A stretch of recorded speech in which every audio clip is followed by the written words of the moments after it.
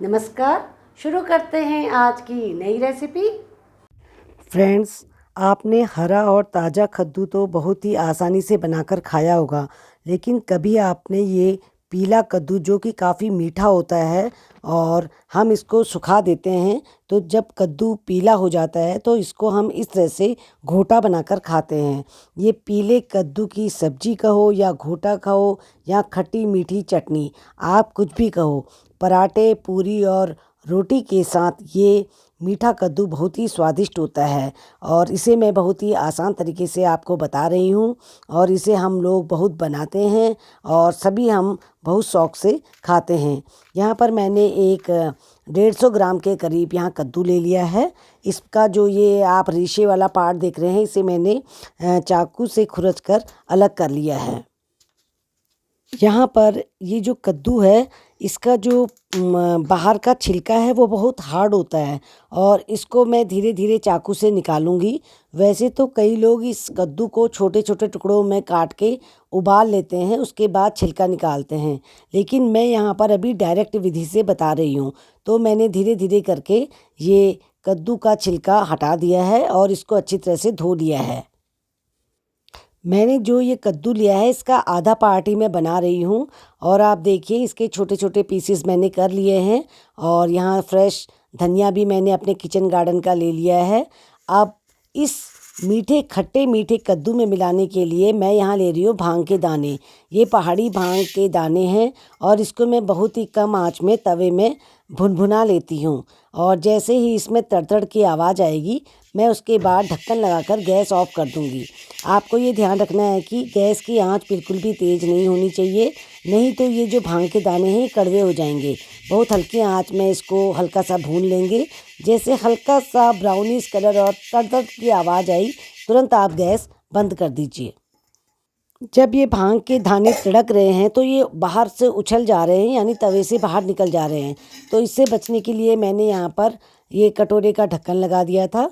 अब जब ये ठंडा हो जाएगा तो मैं इसको पीस लूँगी और पीसने से पहले इसको ठंडा होना बहुत ज़रूरी है।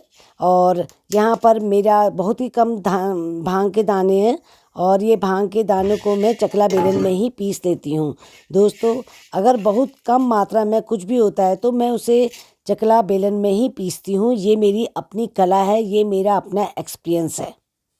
देखिए, थोड़े से भांग के दाने मैंने चकला बेलन में पीस लिए हैं और यहाँ पर एक विसल मैंने इस कद्दू में दे दी है और कद्दू के जो छोटे छोटे टुकड़े हैं तो बहुत ही आराम से ये बहुत सॉफ्ट हो जाते हैं। अब कुकर को मैं ठंडा होने दूंगी।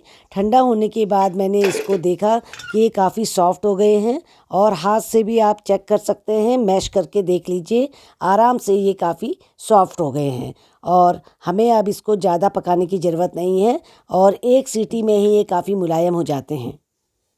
अब मीडियम आंच पर मैंने कढ़ाई गरम करके इसमें सरसों का तेल डाल दिया है और 2-4 लाल मिर्च मैंने इसमें फ्राई कर ली हैं, क्योंकि इसके में जो अब लाल मिर्च है उसकी कटकी भी बहुत टेस्टी होती है। इसके बाद मैंने सारे कद्दू के पीसेस को अच्छी तरह से मैश करके सरसों के तेल में डाल दिया है। कम आंच पर ही आप इस जो कद्दू को जो हम आराम से मैश हो रहा है, आप इसके बाद हम क्या करेंगे, इसमें डालेंगे मनपसंद मसाले। इसमें आप अपने स्वाद के अनुसार नमक, मिर्च और जो भी आप डालना चाहते हैं, मैंने यहाँ पर डाला है गरम मसाला, लाल मिर्च और नमक और हल्दी, और इसको आप डाल देंगे, अच्छी तरह से उसे मिक्स कर देंगे। हमें इसे ज़्यादा नहीं पकाना है क्योंकि ये ऑलरेडी पका हुआ है, हमने पहले इसे बॉईल कर लिया था, तो कद्दू को हमने यहाँ पर ज़्यादा नहीं पकाना है, केवल तेल के में ही हमने छौंक देना है। कद्दू की मात्रा के अनुसार ही आप मसाले मिलाएंगे, यानी कम मात्रा है तो कम मसाले मिलाएंगे, ज़्यादा मात्रा में आप बना रहे हैं उसी अनुसार आप मसाले डालेंगे। यहाँ पर मैंने गरम मसाला, लाल मिर्च, नमक और हल्दी का ही इस्तेमाल करा है और इस तरह के जब भी हम घोटा बनाते हैं या चटनी बनाते हैं, इसमें फालतू अन्य मसाले ना डालें, नहीं तो इसका जो अपना टेस्ट है वो आपको उतना स्वाद नहीं लगेगा, उसमें मसाले का ही टेस्ट आ जाएगा। अब हम इसमें मिलाएंगे ये चूक। ये जो होता है नींबू को बहुत ज़्यादा पकाकर बनाया जाता है और इसको मैंने एक बोतल में स्टोर किया था। बस 2 बूंद चूक ही मैं इसमें मिला रही हूँ। 2 बूंद डालने से ये बहुत खट्टा हो जाएगा और यहाँ कद्दू मीठा है ही, यानी खट्टा मीठा कद्दू का घोटा मेरा तैयार हो रहा है। अब मैंने यहाँ पर डाल दिया है पाउडर्ड भांग, यानी जो मैंने भांग भुनी थी उसे मैंने चकला बेलन में अच्छी तरह से पीस दिया था और उस भुनी हुई भांग को मैं डाल दूँगी। बस भुने हुए भांग की जो पाउडर्ड जो हमारा ये घोटा तैयार हो रहा है, इसमें इतनी सुंदर खुशबू आ रही है दोस्तों, मैं आपको सूंघा नहीं सकती। ये खुशबू केवल मुझे ही आ रही है और खाते समय मैं इसका पूरा लुत्फ़ उठाऊंगी। अब अच्छी तरह से मैंने सब मिक्स कर दिया है, गैस ऑफ कर दी है। अभी ये काफ़ी गर्म है। इसी गर्मा गर्म घोटा में मैं मिला देती हूँ अपने किचन गार्डन के हरा धनिया, यानी फ्रेश हरा धनिया मैंने चॉप कर लिया है। और हरा धनिया तो आप ज़रूर मिलाइए और इसमें आपको बाकी कुछ भी नहीं मिलाना है। हो गई ना झट से हमारा मीठे कद्दू का चटनी कहो, घोटा कहो, कोई तो सब्जी भी कह देते हैं, लेकिन वास्तव में ये सब्जी नहीं है। ये एक जो है हम एक साइड टेस्ट के रूप में इसे हम खा सकते हैं। चपाती, पूरी, पराठे किसी के साथ भी हम इसे खा सकते हैं और चटनी के रूप में भी लेके हम 2-2 4-4 चपातियाँ इसमें खा सकते हैं।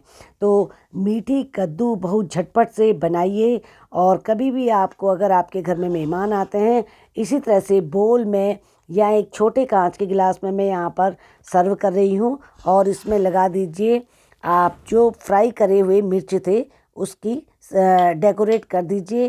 बस फिर आपके घर में जो मेहमान आए हैं वो आपकी तारीफ़ करते हुए नहीं थकेंगे।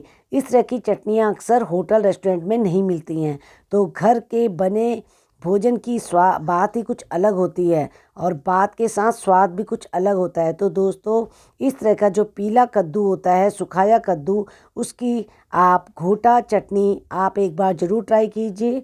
और अगर आपको ये रेसिपी पसंद आती है तो इस वीडियो को लाइक ज़रूर कीजिए और इस तरह का आप जो रेसिपी है ये मीठे कद्दू की, इसे आप ट्राई करके आप अपने बच्चों को ज़रूर खिलाइए और आगे मेरे चैनल को सब्सक्राइब कीजिए। वीडियो देखने के लिए बहुत बहुत धन्यवाद।